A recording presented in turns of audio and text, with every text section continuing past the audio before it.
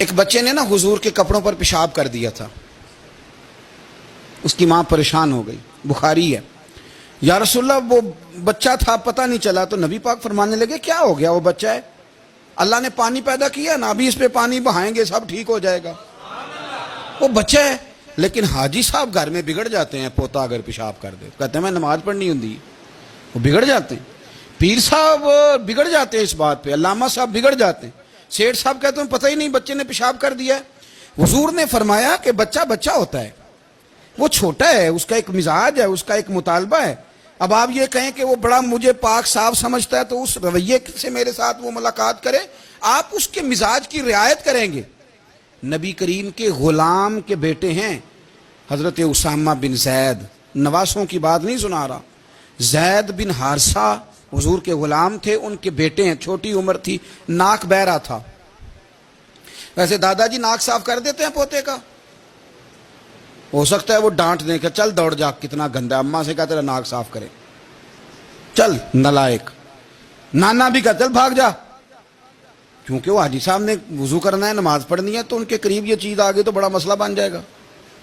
نبی کریم صلی اللہ علیہ وسلم نے کہا عائشہ اسامہ کے ناک بہ رہی ہے صاف کر دو۔ حضرت عائشہ کہتی ہے میں ذرا اٹھی کو کپڑا دیکھ لوں تو حضور جلدی سے اٹھے۔ ایک روایت تو یہ ہے کہ حضور نے ناک پونچھ دیا، اور دوسری میں کہ نبی پاک قریب پہنچ گئے۔ جناب عائشہ کہتے ہیں میں نے ہاتھ پکڑ لیا، میں نے کہا حضور کپڑا لینے گئی تھی آ گئی، کہتے میں نے اپنے ہاتھوں سے ان کی ناک صاف کر دی، ریٹ صاف کر دیا۔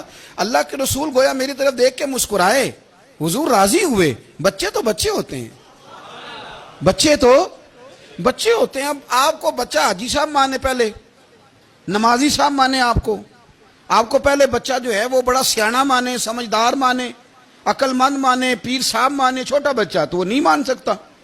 آپ اس کی نفسیات کے مطابق اس کے ساتھ چلیں، اب رویہ وہ رکھیں کہ وہ بچہ ہے، وہ چھوٹا ہے، حضور بچوں کے پاس سے گزرتے تھے تو انہیں سلام کہتے تھے، آپ بھی کہتے ہیں، آج سے کہیں گے؟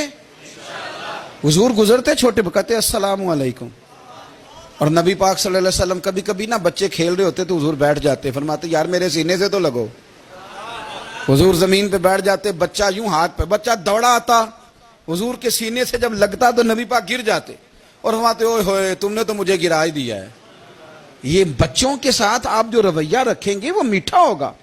اب آپ کہیں گے چونکہ اب میں ایک عہدے پہ ہوں، میں ایک منصب پہ ہوں، تو یہ آپ کی نفسیاتی کمزوری ہے۔